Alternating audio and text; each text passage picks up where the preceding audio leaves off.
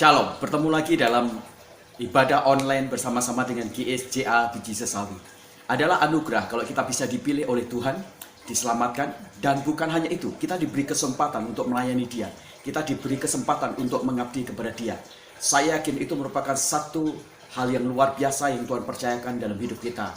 Maka hargailah ketika Tuhan memberikan kepada kita semuanya sebuah kesempatan yang begitu sangat besar mengabdi dan melayani, serta kita memberikan kontribusi bagi pekerjaan dan proyek-proyek Allah yang luar biasa.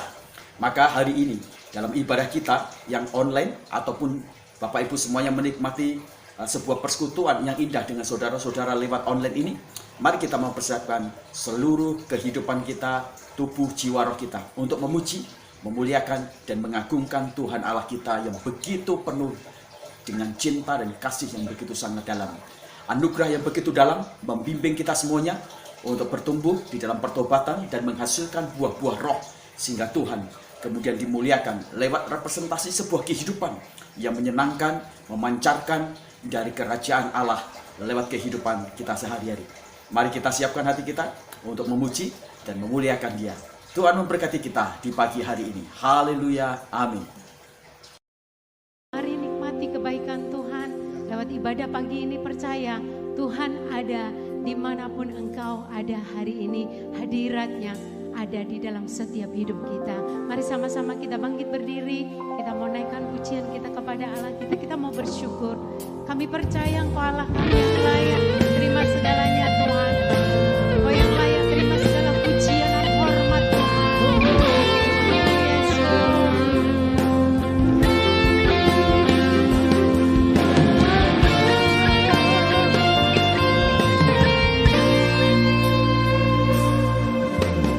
Alam semesta melukiskan kebesaran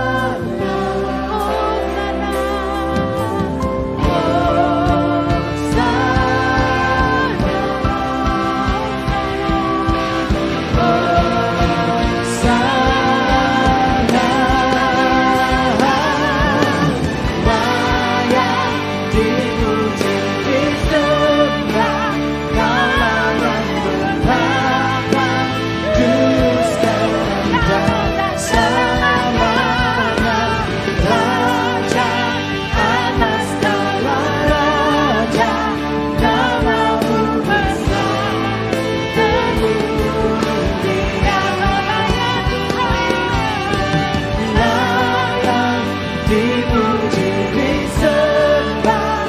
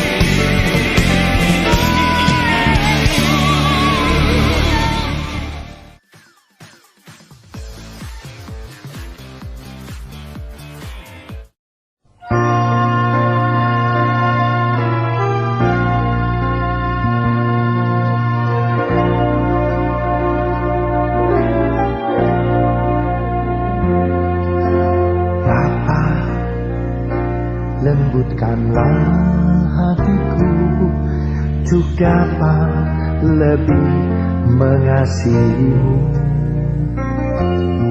Bapa, bentuklah diriku untuk dapat menjadi saksimu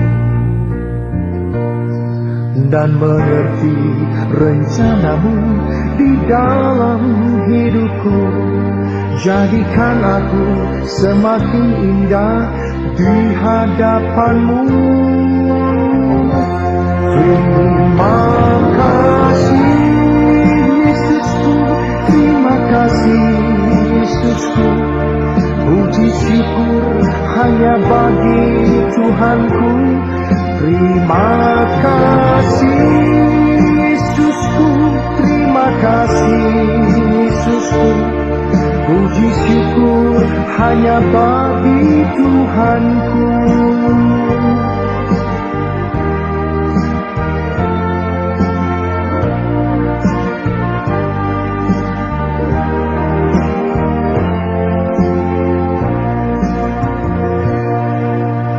Bapa, lembutkanlah hatiku untuk dapat lebih mengasihimu. Bapa, bentuklah diriku untuk dapat menjadi saksimu dan mengerti rencanamu di dalam hidupku. Jadikan aku semakin indah di hadapanmu. Terima kasih Yesusku, terima kasih Yesusku. Puji syukur hanya bagi Tuhanku. Terima kasih Yesusku, terima kasih Yesusku. Puji syukur hanya bagi Tuhanku. Terima kasih Yesusku, terima kasih Yesusku. Puji syukur hanya bagi Tuhanku. Terima kasih Yesusku, terima kasih Yesusku. Puji syukur hanya bagi Tuhanku. Puji syukur hanya bagi Tuhanku. Puji syukur hanya bagi Tuhanku.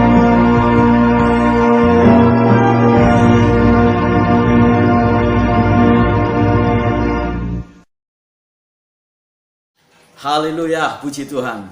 Ketika kita memuji dan memuliakan nama Tuhan, saya percaya ada satu kegembiraan sukacita ilahi yang mengalir dalam kehidupan dan hati kita semuanya.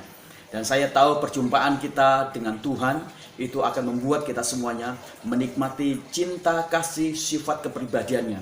Dan hari ini kita tidak hanya berjumpa dengan Tuhan lewat pujian penyembahan, tapi kita juga akan berjumpa dengan Tuhan lewat firman-Nya.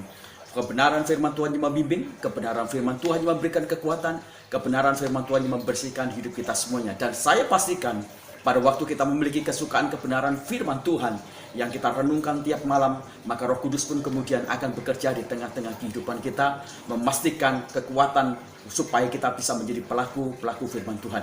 Mari sebelum kita mendengarkan kebenaran firman Tuhan, kita akan berdoa lebih dahulu. Kami berterima kasih karena kami boleh menikmati kasih karunia Allah yang tak berkesudahan. Dan kasih karunia-Mu membimbing kami semuanya menuju jalan-jalan pertobatan tiap hari. Sehingga kami menjadi orang-orang terus-menerus merepresentasikan kesucian, menyenangkan hati Tuhan. Sehingga dunia melihat perubahan-perubahan yang berkualitas di hidup kami. Dan mereka memuliakan Allah dan mereka rindu untuk menjadi seperti kami karena kehidupan kami yang betul-betul hidup sesuai dengan pandu firman-Mu. Tuhan, kami siap mendengarkan firman-Mu.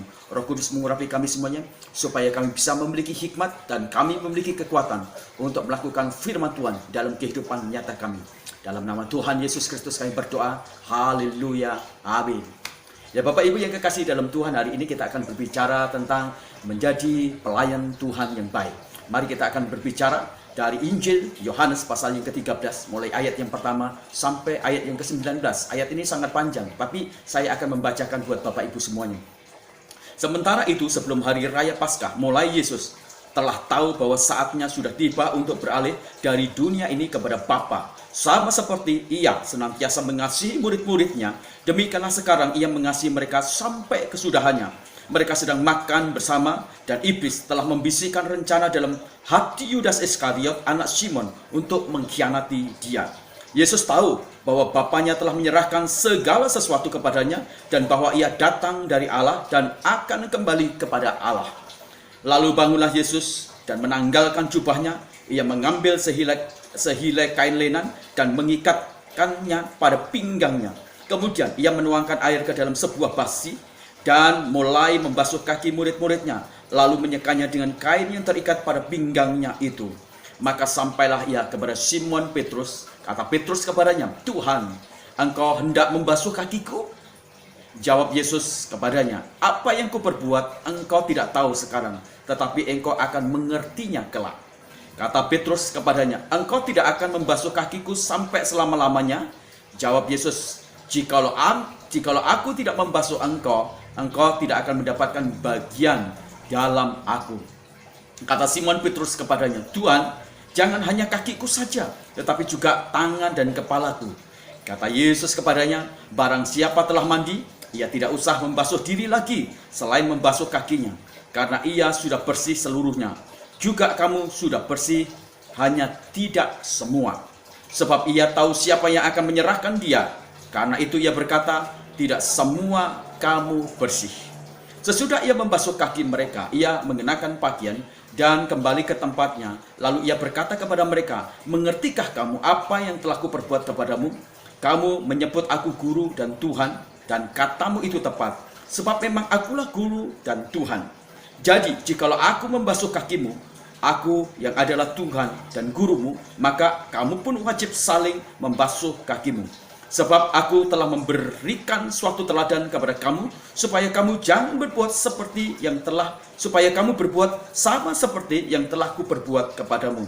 Aku berkata kepadamu, sesungguhnya seorang hamba tidaklah lebih tinggi daripada tuannya, ataupun seorang utusan daripada dia yang mengutusnya. Jikalau kamu tahu semua ini, maka berbahagialah kamu jikalau kamu melakukannya. Bukan tentang kamu semua aku berkata. Aku tahu siapa yang telah kupilih, tetapi haruslah genap nas ini. Orang yang makan rotiku telah mengangkat tumitnya terhadap aku. Aku mengatakan kepadamu sekarang juga sebelum hal ini terjadi, supaya jikalau hal ini terjadi, kamu percaya akulah dia." Amin. Berbahagialah kita yang membaca kebenaran firman Tuhan, menyimpan, melakukannya, karena firman Tuhan itu akan menjadi berkat bagi kita semuanya. Bapak Ibu yang kekasih di dalam Tuhan, ada seorang teman berkata kepada saya ketika saya memulai sebuah perintisan atau penggembalaan. Dia berkata kepada saya begini, "Ngapain kamu jadi pendeta? Ngapain kamu jadi gembala? Bukankah gembala itu begitu banyak? Bukankah banyak orang-orang yang menjadi pendeta?" Saya hanya memberikan sebuah jawaban singkat saja. Ya, banyak pendeta dan banyak gembala. Tetapi gembala yang baik, gembala yang benar, gembala yang menyenangkan Allah jumlahnya sedikit. Jadi saya mengatakan kepada teman saya begini, jadi saya terpesona untuk menjadi pelayan Tuhan, untuk membuktikan atau menjadi sebuah pembanding. Ada hamba-hamba Tuhan yang tidak baik, tetapi ada hamba Tuhan yang baik. Dan saya tergoda dan saya terjebak untuk menjadi hamba Tuhan yang baik. Sekalipun mungkin untuk berusaha menjadi hamba Tuhan yang baik dan benar, saya mengalami babak belur dalam prosesnya. Tetapi saya menginginkan untuk saya benar-benar menjadi hamba Tuhan yang baik. Nah, Bapak Ibu yang kekasih dalam Tuhan, dari hari ini kebutuhan hamba Tuhan yang baik dan benar itu menjadi satu kebutuhan yang sangat urgent. Ada begitu banyak hal yang perlu kita sadari bahwa kebutuhan akan hamba Tuhan yang baik dan benar itu sangat dirindukan. Dalam dunia milenial kita semuanya, ada begitu banyak anak-anak yang mereka merasa muak karena kehidupan gereja atau kehidupan para pelayan-pelayan Tuhan atau kehidupan hamba Tuhan yang tidak sesuai dengan ideal dan harapan yang mereka dambakan. Kenapa? Karena mereka berbicara firman Tuhan, tetapi pada akhirnya mereka melihat sebuah kehidupan yang bertentangan dengan kebenaran firman Tuhan yang mereka lontarkan. Nah, hari ini mari kita akan berbicara bagaimana kita menempatkan, bagaimana kita bisa membangun kehidupan kita menjadi hamba Tuhan yang baik, yang benar dan berkenan kepada Tuhan. Itu adalah sesuatu yang harus kita upayakan dalam kehidupan kita. Untuk kita menjadi hamba Tuhan yang baik dan benar, maka itu membutuhkan sebuah proses panjang dan membutuhkan juga pemahaman, membutuhkan ketergantungan mutlak kita kepada kuasa Roh Kudus dan membutuhkan kekuatan firman Tuhan sampai pada akhirnya kita bisa membangun kehidupan kita menjadi kehidupan yang betul-betul berkenan kepada Tuhan, menjadi hamba yang baik dan benar. Pertanyaannya begini Bapak Ibu yang kekasih dalam Tuhan, bagaimana kita bisa membangun dan menjadikan diri kita menjadi hamba Tuhan yang baik dan benar? Mari kita belajar bersama-sama dari Sang Guru kita. Mari kita belajar bersama-sama dari Kristus Yesus, hamba Tuhan yang baik dan benar. Kristus Yesus menjadi pola, Kristus Yesus menjadi blueprint, Kristus Yesus memberi teladan bagi kita semuanya. Bagaimana kita bisa membangun diri kita menjadi hamba Tuhan yang baik dan benar di dalam kehidupan kita semuanya. Bapak Ibu yang kekasih yang bertuhan, mari kita belajar bersama-sama bagaimana kita mendesain, bagaimana kita menjadikan diri kita menjadi hamba Tuhan yang baik, yang benar. Yang pertama, Bapak Ibu yang kekasih di dalam Tuhan, kalau kita ingin membangun kehidupan kita menjadi hamba Tuhan yang baik dan benar, maka kita harus membangun pelayanan kita digerakkan oleh kasih yang stabil. Kalau kita membaca di Injil Yohanes pasal 13 ayat yang pertama di bagian akhir dia katakan bahwa Yesus itu mengasihi mereka semuanya, mengasihi muridnya itu sampai kesudahannya atau sampai akhir. Bapak Ibu yang kekasih di dalam Tuhan, ini menjadi satu momen yang penting di dalam kehidupan Yesus dan para murid-muridnya. Yesus mengajak murid-muridnya untuk melakukan satu perjamuan malam. Itu merupakan satu pertemuan yang terakhir buat murid-muridnya ketika mereka tidak akan lagi mengalami perjamuan malam dengan Yesus. Kenapa? Di hari itu adalah hari di mana Yesus setelah dia melakukan perjamuan malam, maka dia akan melalui babak kehidupannya dengan penuh dengan penderitaan. Dia akan mengalami aniaya, dia akan diadili, dia akan disalib dan ujungnya dia akan mati. Nah, Bapak Ibu yang kekasih dalam Tuhan, uniknya adalah begini. Yesus tahu ketika dia di perjamuan malam itu, Yesus tahu ada dari beberapa murid-muridnya itu yang akan menyerahkan dia. Salah satunya, Yesus tahu bahwa orang atau murid yang mengkhianati dia adalah Yudas. Dan secara khusus kalau kita membaca kitab ini, membaca di Injil Yohanes ini, maka narasi tentang pengkhianatan Yudas itu begitu sangat kuat. Dan kita pasti akan mengatakan pantas kalau Yudas itu kemudian menjadi murid yang terbuang di antara murid yang lain. Dan kita mungkin akan berkata, saya tidak akan jadi Yudas. Tetapi tahukah kita bahwa yang mengkhianati Yesus itu bukan hanya Yudas. Memang Yudas merencanakan sebuah rencana yang jahat. Dia menjual Yesus kepada para imam. Tetapi tahukah bahwa yang mengkhianati Yesus itu ada juga murid-muridnya. Pada waktu Yesus ditangkap dan pada waktu Yesus kemudian hendak dikirim, apa yang terjadi dengan para murid-muridnya? Mereka berlarian, mereka menyelamatkan diri, mereka mengkhianati Yesus, mereka meninggalkan Yesus. Bahkan Petrus yang dikenal sebagai orang yang begitu sangat memiliki sebuah komitmen dalam kata-kata, tapi tidak di dalam tindakan. Petrus menyangkali Yesus 3 kali. Ini adalah satu realitas. Bagaimana Yesus mengalami satu pengkhianatan. Saya ingin mengatakan kepada Bapak Ibu semuanya, Bapak Ibu tidak akan pernah memiliki kualitas kasih yang sejati tanpa kita semuanya diuji dengan pengkhianatan, tanpa kita diuji juga dengan penderitaan, tanpa kita diuji dengan fitnah, tanpa kita diuji dengan kesalahpahaman, tanpa diuji kita semuanya dengan hal-hal yang buruk, dengan luka yang terjadi dalam hidup kita semuanya. Yesus tahu bahwa dia dilukai, Yesus tahu bahwa dia khianati, tapi Alkitab di dalam Injil Yohanes pasal 13 ayat 1 bagian akhir dia katakan dia tetap mencintai, dia tetap mengasihi murid-muridnya sampai kesudahan, sampai akhir. Ini adalah satu kasih yang sangat stabil. Ini adalah satu kasih yang begitu sangat kuat, luar biasa. Yesus mengasihi kita semuanya. Yesus mencintai kita semuanya. Sekalipun kita seperti Yudas, seperti para murid, bahkan seperti Petrus juga. Tetapi Yesus, dia memastikan bahwa kasihnya terhadap kita semuanya adalah kasih yang tanpa batas. Kasih yang stabil. Kasih yang tidak terkontaminasi. Kasih yang tidak mudah terlukai. Walaupun dikhianati, tapi Yesus mengasihi dengan sangat kuat kepada kita semuanya. Kalau kita ingin membangun diri kita menjadi hamba Tuhan yang baik dan berkenan kepada Tuhan, maka mari kita menjadi orang-orang yang melayani digerakkan oleh kasih yang stabil. Ketika orang-orang mungkin mengkhianati kita, ketika orang-orang mungkin mengomongin kita, salah paham kepada kita semuanya, memfitnah kita, bahkan ketika kemudian kita sepertinya diperlakukan dengan tidak adil, tidak baik, kita tidak akan pernah menjadi buruk perlakuan kita kepada orang yang mengkhianati, orang yang bertindak buruk, orang yang melukai kita semuanya. Sebab apa? Kekuatan kasih itu begitu sangat kuat, lebih kuat dari kebencian, lebih kuat dari fitnah, lebih kuat dari hal-hal yang buruk, lebih kuat dari dendam yang mungkin kita simpan. Kasih itu yang memampukan kita mengeluarkan pengampunan, mengeluarkan doa-doa yang penuh dengan berkat, mengeluarkan sebuah tindakan untuk kita mendekat, dan kita betul-betul bisa mengalah, tapi tidak pernah kalah. Karena ketika kita betul-betul bisa mengeluarkan pengampunan di tengah-tengah pengkhianatan, di tengah-tengah hal-hal yang tidak baik, oleh karena kekuatan dari kasih Kristus, maka pada dasarnya kita adalah seorang yang mengalami kemenangan.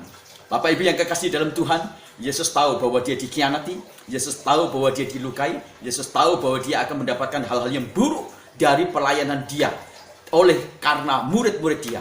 Tetapi hal yang luar biasa adalah Yesus mengasihi murid-muridnya sampai kesudahannya, sampai akhir. Mungkin kita merasa bahwa diri kita sudah melukai Tuhan, dan mungkin kita juga merasa bahwa kita tidak pantas dan tidak layak. Tapi yakinilah, bukan kita yang melayakkan diri kita, tetapi kasih dari Yesus Kristus, kasih yang stabil, kasih yang kekal, itu yang melayakkan diri kita semuanya. Rick Warren dalam sebuah tulisannya dia berkata, ada beberapa hal yang menggerakkan orang itu melayani Tuhan. Salah satunya adalah kebencian. Jadi ada orang yang melayani itu digerakkan oleh kebencian. Kenapa? Karena dia ingin membuktikan diri dia. Karena dia ingin membuktikan kepada lawan dia bahwa dia bisa menjadi hebat dan dia bisa menjadi unggul dengan cara dia melayani. Tapi yang menggerakkannya itu adalah sebuah kebencian. Saya ingat salah satu filsafat yang dituliskan oleh seseorang, dia berkata demikian. Kalau kamu ingin berhasil, ketika kamu ingin berhasil menjadi hebat luar biasa, carilah orang yang benci. Taruhlah fotonya di depan dan kamu pandang dia terus-menerus. Dan kamu akan mengatakan, saya akan buktikan kepada kamu bahwa saya bisa berhasil, saya bisa sukses. Betul, orang bisa digerakkan oleh kebencian dan dia bisa menjadi sukses. Tetapi itu yang akan menghabisi, meletihkan kita semuanya. Karena apa yang digerakkan bukan tentang kasih, itu akan menghabisin kita. Ada orang yang pelayanan digerakkan oleh karena masalah-masalah duniawi, masalah-masalah kehormatan, masalah-masalah materi, masalah-masalah popularitas, masalah-masalah yang berkaitan dengan hal-hal yang tidak berhubungan dengan cinta kasih yang sangat dalam. Akhirnya dia menjadi begitu sangat kosong di dalam pelayanan. Semua pelayanan yang tidak digerakkan oleh kasih itu hanya akan menghabisi, mengosongkan, dan membuat kita semuanya tidak memiliki damai sejahtera dan kebahagiaan. Dan kita tidak mungkin akan berkenan kepada Tuhan kalau pelayanan kita tidak didasarkan pada kasih. Sebab bukankah Allah kita itu adalah kasih itu sendiri. Jadi kalau kita ingin menjadi seorang hamba Tuhan yang baik, maka kita harus membangun pelayanan kita di atas dasar kasih yang stabil dalam hidup kita semuanya. Ketika kita memahami kasih Allah itu, maka ada beberapa hal yang kita bisa pahami. Kasih Allah itu adalah kasih yang sangat misterius yang tidak kita mengerti. Mengapa demikian? Aneh sekali. Bagaimana mungkin Tuhan bisa mengasihi orang-orang yang menjahati dia? Bagaimana mungkin kasih Tuhan itu bisa menyentuh orang-orang yang mengkhianati dia? Tapi itulah misteri dari kasih Allah yang begitu sangat dalam di dalam kehidupan kita semuanya. Allah kita adalah Allah yang tidak mengasihi kita karena kita baik. Tapi Allah mengasihi kita justru ketika kita berdosa. Ketika kita berada dalam titik nadir yang tidak memiliki potensi menyenangkan dan mengasihi Allah, Allah mengasihi kita semuanya. Ini yang luar biasa. Nah, kita punya kasih Allah yang bukan temporal, tapi adalah kasih Allah yang kekal. Sementara orang lain ketika mereka mengasihi dan ketika mereka dilukai, mereka kemudian mulai berhenti kasihnya, mulai berhenti perhatiannya. Tetapi Yesus tidak demikian. Yesus sama sekali tidak pernah berhenti mengasihi kita. Sekalipun kita jahat, sekalipun kita melawan, sekalipun kita cenderung untuk mengkhianati, sekalipun kita cenderung untuk tidak berpihak atau berbalik mengasihi dia. Tapi cintanya sangat kekal kepada kita semuanya. Dan ketika kita berbicara tentang kasih, kita melihat bahwa kasih Yesus itu adalah kasih yang sempurna. Jadi ingat baik-baik, ketika kita melayani Tuhan, ketika kita berdoa, kita melayani Tuhan dalam ibadah, atau ketika kita beribadah, atau ketika kita memberi, itu tidak menambahkan kesempurnaan dari kasih Allah. Kasih Allah tidak pernah dapat ditambahkan kesempurnaannya dengan seperangkat tindakan-tindakan religi, dengan seperangkat tindakan-tindakan ibadah, dengan seperangkat tindakan kita memberi. Kasih Allah itu sudah sempurna. Tanpa kita memberikan dukungan, kasih Allah itu sudah sempurna. Jadi apa yang terjadi ketika kita beribadah? Jadi apa yang terjadi ketika kita memberikan persembahan? Jadi apa yang terjadi ketika kita mengabdi kepada Tuhan? Yang terjadi adalah kasih kita kepada Tuhan justru yang ditambahkan, justru yang ditumbuhkan, justru yang makin hari makin berkualitas. Semakin kita melayani, semakin kita beribadah, semakin kita mengabdi kepada Dia, cinta kasih kita kepada Tuhan ditambah-tambahkan, more, dan tumbuh terus. Dan ini adalah sesuatu yang luar biasa. Bapak Ibu yang kekasih di dalam Tuhan, dalam 1 Yohanes pasal yang keempat ayat 10 dikatakan di sana, dalam hal inilah kasih, ya, bukan karena kita telah mengasihi Allah, tetapi karena Ia mengasihi kita dan mengutus putranya untuk menjadi jalan pendamaian bagi dosa-dosa kita semuanya. Inilah misteriusnya kasih Allah yang begitu stabil dan kekal, yang tidak temporal, dan yang memiliki kesempurnaan. Jadi kalau kita ingin menjadi hamba Tuhan yang berkenan, yang baik, yang benar, maka bangunlah dimensi pelayanan kita dengan kualitas kasih yang stabil. Itu yang pertama. Bapak Ibu yang kekasih dalam Tuhan. Yang kedua, ketika kita ingin membangun kehidupan kita menjadi hamba Tuhan yang baik, benar, dan berkenan kepada Tuhan, maka yang kedua adalah bangunlah pelayanan kita dengan sebuah tujuan menyenangkan Tuhan kita semuanya. Nah, Bapak Ibu yang kekasih di dalam Tuhan, ketika kita berbicara tentang hamba, maka kita harus merujuk lagi kepada bahasa aslinya. Bahasa aslinya mengatakan bahwa hamba itu adalah budak. Siapa budak? Mereka yang telah dibeli oleh tuannya, mereka menjadi hamba atas tuan yang telah membeli. Dan biasanya hamba itu kalau dia udah dibeli, maka seluruh kehidupan dia itu harus diabdikan, diwakafkan sepenuhnya kepada sang tuan. Jadi kalau sang tuan membeli dia, maka ketika sang tuan itu membeli dia, ada satu tujuan yang sangat penting. Ketika dia ada dibeli, dia harus menyenangkan sang tuan. Seluruh rangkaian kehidupan sang hamba itu ujungnya adalah menyenangkan sang tuan, bukan menyenangkan manusia, bukan menyenangkan dirinya sendiri. Jadi hamba Tuhan yang baik, yang berkenan kepada Tuhan adalah hamba Tuhan yang setiap langkah pelayanannya, tujuan pelayanannya, motif pelayanannya itu hanya menyenangkan Tuhan dia. Dan ketika kita bisa menyenangkan Tuhan, wah, itu menjadi sesuatu yang sangat penting. Titik keberhasilan pelayanan kita bukan karena kita punya kekayaan, bukan karena kita punya jemaat yang banyak, bukan karena materi-materi datang begitu luar biasa, bukan karena kita terkenal. Titik puncak dari keberhasilan pelayanan Tuhan adalah sang Tuhan itu senang dengan apa yang kita katakan. Dia berkata kepada kita semuanya, aku suka dengan pelayananmu. Pelayananmu itu keren. Pelayananmu itu menyentuh hatiku. Pelayanan itu benar-benar sangat pas, sangat cocok dengan aku. Nah, ini yang sangat penting. Sudahkah kita mulai memikirkan selera pelayanan kita itu adalah seleranya Tuhan? Selera pelayanan kita itu ada selera hatinya Tuhan. Cocok dengan hatinya Tuhan, cocok dengan keinginannya Tuhan. Itulah puncak keberhasilan kita. Semua pelayanan-pelayanan yang kita lakukan, walaupun itu hebat kayak apapun juga, semua pelayanan-pelayanan kita yang mengangkat kita menjadi orang terkenal, yang membuat kita menjadi kaya, tapi tidak menyenangkan hati Tuhan, tidak cocok dengan hatinya Tuhan, maka pelayanan yang kita lakukan adalah pelayanan yang bersifat gagal. Pelayanan yang kita lakukan adalah pelayanan yang tidak memiliki mutu. Pelayanan yang kita lakukan adalah pelayanan yang tidak memiliki sebuah kualitas. Karena standarnya bukan hati kita. Karena standarnya adalah hati Tuhan. Karena standarnya adalah kesukaannya Tuhan, menyenangkan Tuhan. Itu adalah bagian yang harus kita pikirkan. Jadi ingat, kalau kita ingin membangun sebuah pelayanan yang berkenan dan benar serta baik dalam kehambaan kita kepada Tuhan, maka pikirkan pelayanan kita menjadi satu pelayanan yang berkenan kepada Tuhan. Ya, yang itu yang kedua. Yang ketiga, Bapak Ibu yang kekasih dalam Tuhan, bagaimana kita bisa membangun pelayanan kita menjadi satu pelayanan yang benar dan berkenan kepada Bapak kita semuanya. Yang ketiga, Bapak Ibu yang kekasih di dalam Tuhan, kita harus membangun pelayanan kita menjadi pelayanan yang dibangun di atas dasar sifat rendah hati. Nah, Bapak Ibu yang kekasih di dalam Tuhan, kalau kita bicara tentang budak, maka biasanya dia diidentifikasikan sebagai orang yang sangat rendah dan sangat hina. Ada sesuatu yang unik. Yesus datang, dan Yesus ketika dia membasuh kaki murid-muridnya, dia sedang mengidentifikasikan diri dia sebagai seorang budak, orang yang paling hina. Ketika kita melayani, selalu kita akan berpikir tentang jenis pelayanan yang diberikan kepada kita semuanya.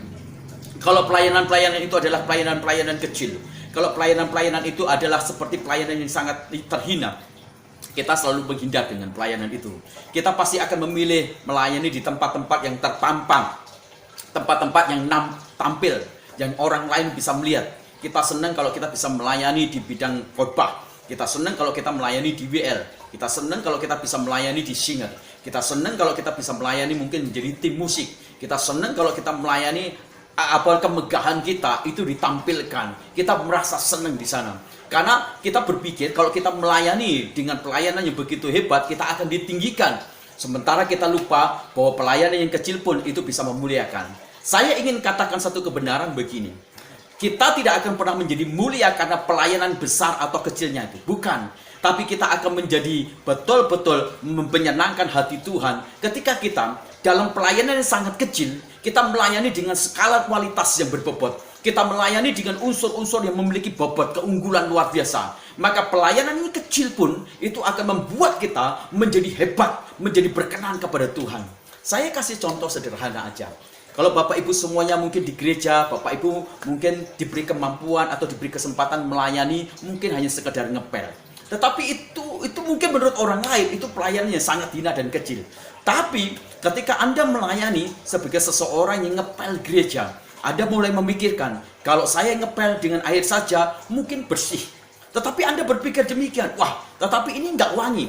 Anda tambahkan airnya kemudian dengan pewangi, dan Anda beli sendiri dengan karbol atau pewangi mungkin dari cita rasa buah-buahan atau bunga apapun juga. Anda tambahkan lagi.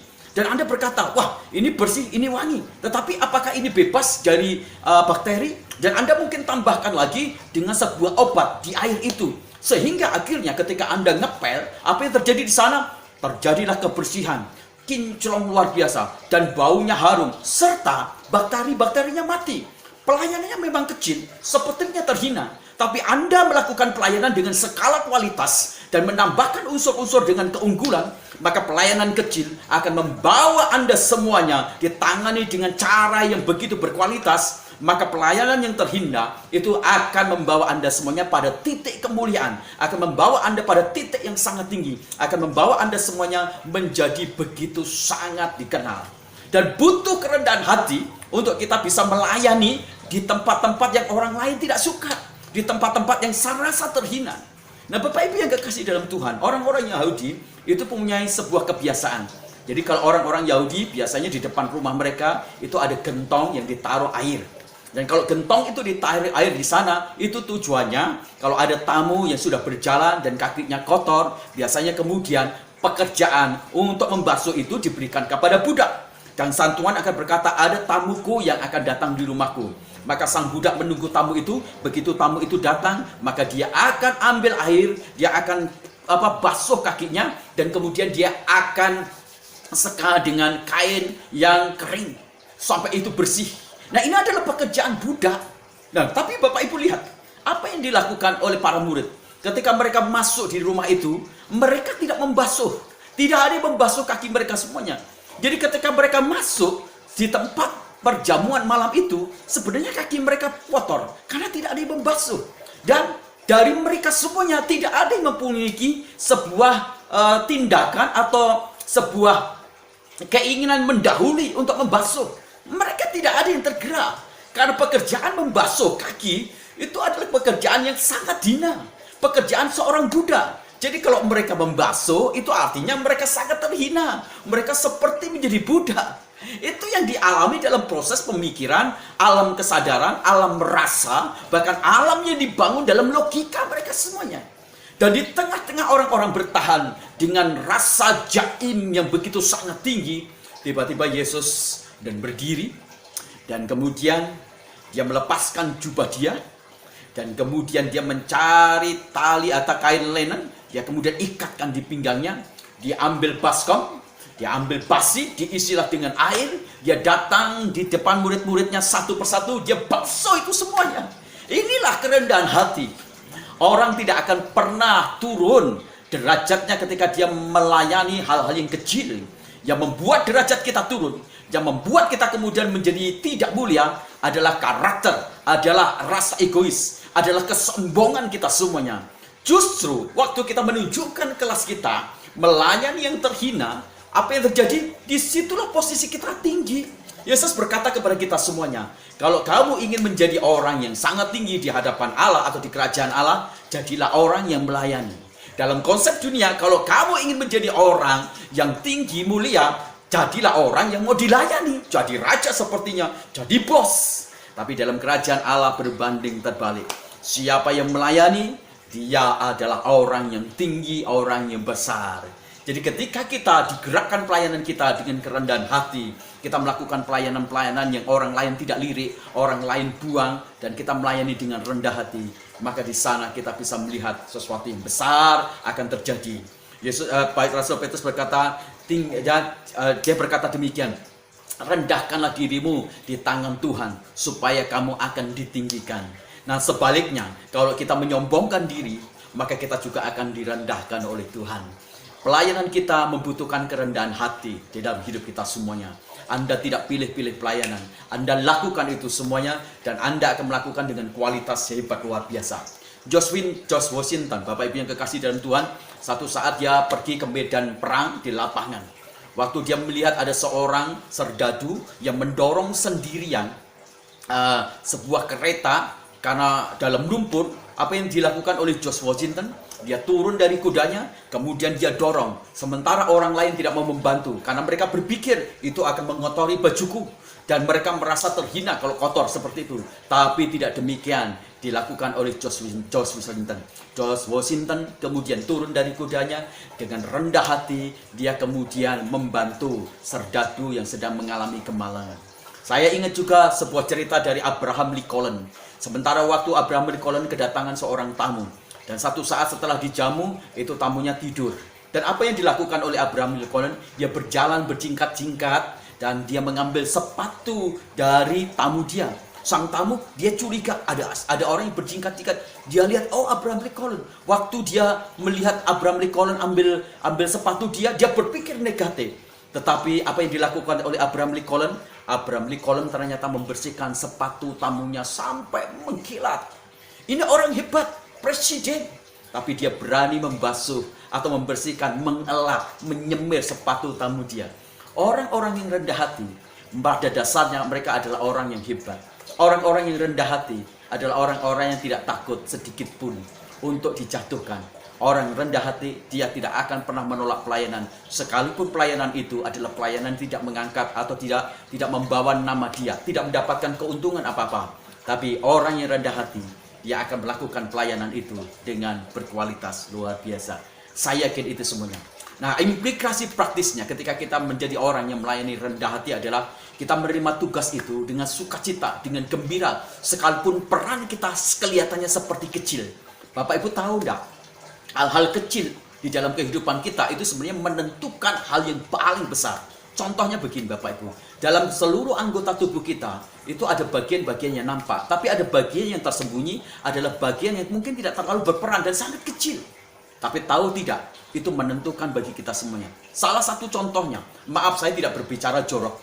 Misalnya Bapak Ibu anggota badannya yang paling tersembunyi dan mungkin dianggap sangat rendah itu adalah anus. Coba bayangkan kalau anus itu kemudian tidak berfungsi. Apa yang terjadi? Ketika anus tidak berfungsi, maka seluruh bagian dari tubuh kita itu akan terjangkit meriang sakit. Ada banyak orang tidak bisa kentut dan dia bisa mati akhirnya. Jadi jangan main-main dengan alat atau peranan yang kecil. Karena di peranan yang kecil itu akan menentukan sesuatu berkaitan dengan keberadaan yang sangat besar. Maka bersyukurlah kalau kita diberi kesempatan walaupun itu perannya sangat kecil. Tetaplah rendah hati. Dan yang kedua, kalau kita berbicara implikasi dari pelayanan yang rendah hati adalah kita tidak akan menuntut hak kita semuanya. Kita tidak menuntut keistimewaan. Oke, aku diberi kesempatan, kita tidak akan, waduh, saya kan orang istimewa. enak saja saya dikasih pelayanan yang kecil ini. Kita tidak akan lakukan itu, dan kita tidak akan beri aku pelayanan yang besar, yang memuliakan aku baru mau. Kita tidak akan lakukan itu semuanya. Dan yang ketiga, implikasi praktisnya adalah kita dalam melayani kalau rendah hati, kita akan berfokus memenuhi kebutuhan dan menjawab kebutuhan orang-orang lain. Orang-orang yang rendah hati, dia akan selalu memikirkan orang lain. People oriented dan God oriented, bukan self oriented. Dan orang-orang yang rendah hati, implikasi yang keempat adalah dia seringkali melakukan pekerjaan-pekerjaannya itu dengan penuh dengan sukacita, kegembiraan, dan antusias yang sangat tinggi. Sebab dia tahu bahwa bukan pekerjaan yang membuat dia menjadi hebat, tetapi bagaimana dia bekerja, bagaimana dia melakukan itu dengan cara-cara yang berkualitas, itu yang menyebabkan dia menjadi hebat luar biasa. Dan kalau kita berbicara implikasi dari orang-orang yang melakukan pelayanan dengan rendah hati, ujung hasilnya dia tidak sedang ingin mencari popularitas diri. Dia tidak sedang ingin dipuji, tapi dia akan mengakhiri pelayanannya dengan sebuah kebenaran. Tuhan dimuliakan, Tuhan diagungkan. Nah, ini adalah menjadi sesuatu yang hebat. Dan yang terakhir, Bapak Ibu yang kekasih dalam Tuhan, bagaimana kita bisa membangun diri kita menjadi hamba Tuhan yang baik, benar, dan berkenan kepada Tuhan. Yang terakhir adalah, biarlah pelayanan kita dibangun dengan hati yang taat dan setia. Bapak Ibu yang kekasih dalam Tuhan, ketika Yesus hadir di dalam dunia ini, dia melakukan semua pelayanan itu dengan taat dan setia. Ada dua hal yang penting ketika kita berbicara tentang taat yang dilakukan oleh Yesus. Yang pertama adalah ketaatan yang bersifat pasif. Pada waktu Yesus ada di dunia ini, dia sudah ditakdirkan, dia sudah ditentukan untuk mati bagi dosa orang banyak.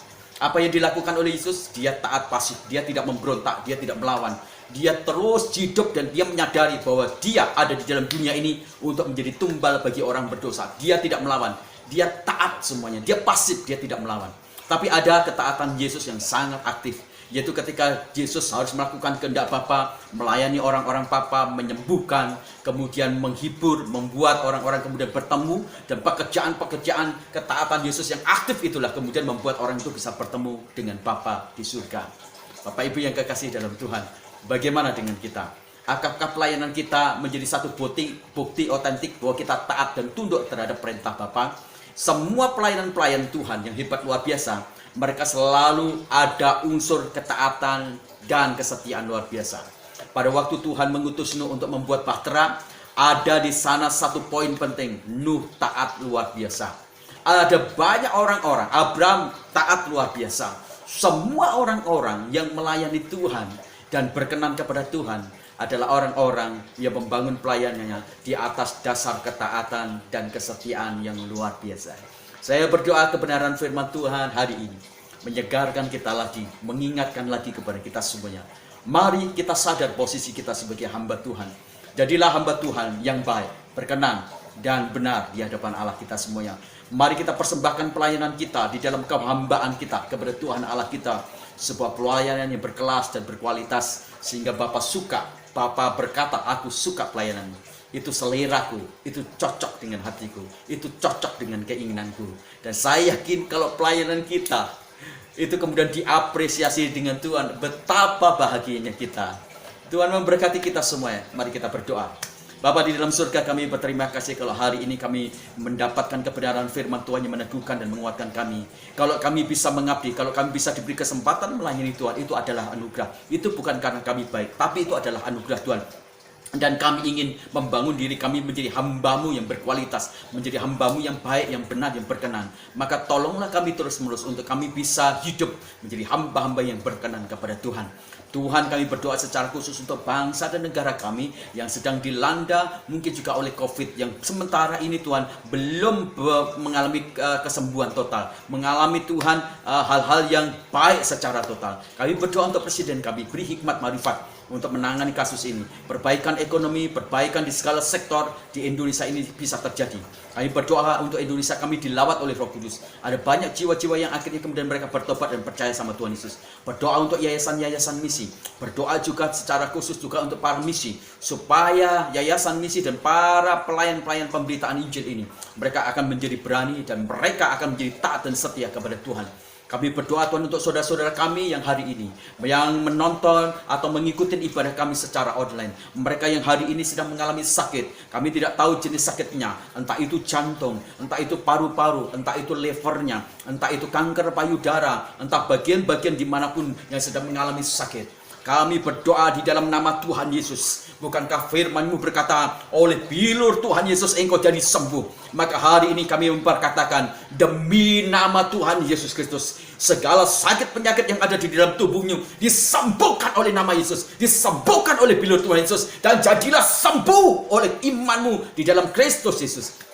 Kami berdoa Tuhan untuk saudara-saudara kami yang sedang menghadapi masalah ekonomi di dalam keluarga mereka, di dalam bisnis mereka. Bapak yang kau memberkati, Bapak memberikan jalan keluar yang luar biasa. Kami berdoa untuk masalah rumah tangga mereka, Tuhan buat rumah tangga mereka menjadi rumah tangga yang terbangun dengan indah.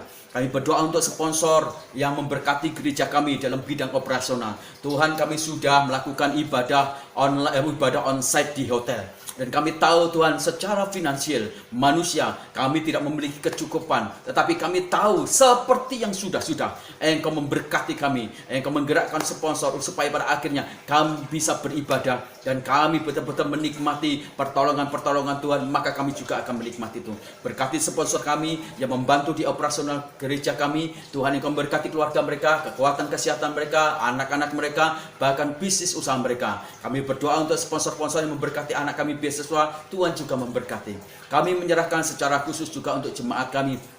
Tuhan memberkati jemaat-jemaat kami, mereka yang memiliki kerinduan untuk membangun Tuhan bisnis ekonominya. Tuhan, Engkau campur tangan, Engkau memberkati. Kami berdoa juga Tuhan untuk jemaat kami yang sedang mengalami sakit penyakit. Tuhan, Engkau menjamah. Kami berdoa untuk anak-anak dari sekolah minggu, remaja, pemuda, kaum dewasa, kaum usia emas. Tuhan juga Engkau memberkati luar biasa. Kami berdoa juga secara khusus Tuhan untuk kerinduan kami memiliki sebuah tempat, memiliki sebuah gedung, memiliki tanah. Tuhan, kami berdoa, kami tidak memiliki Tuhan keuangan secara khusus, tapi kami yakin bahwa Tuhan akan memberkati kami sehingga pada akhirnya kami memiliki sebuah tempat dan gedung yang dapat kami pakai untuk kami beribadah dan kami memuridkan. Bahkan mungkin juga kami akan membangun sebuah sektor-sektor pelayanan yang bisa memberkati masyarakat di sekitar kami. Kami percaya kau tidak akan kekurangan Tuhan untuk menolong kami, dan suplai yang datang dari surga adalah suplai yang sangat besar, lebih dari apapun juga.